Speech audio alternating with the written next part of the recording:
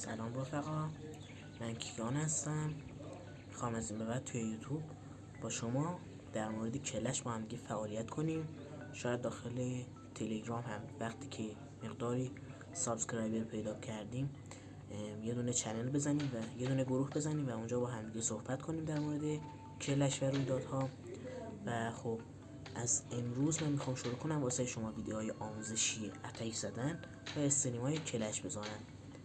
خب بریم یه کمی اکانت من رو نگاه کنیم. اگر دوست داشتید میتونید داخل چنل من سابسکرایبر بشید. خب الان ما اولین توضیحمون رو بدیم واسه کلش. یه آفری اومده 30 تا دونه اسپل شبیه ساز با ما داده. من با دراگ میخوام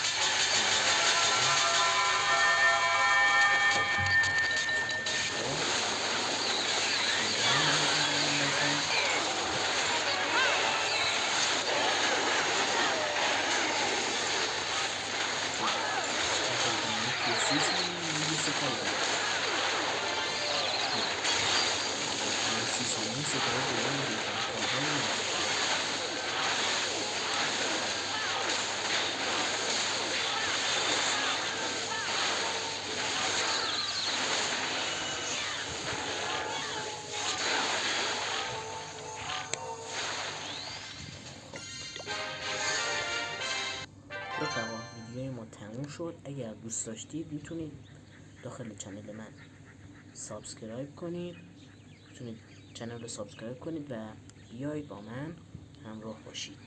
اگر سابسکرایبرامون زیاد شد یه دونه کلن هم میزنید.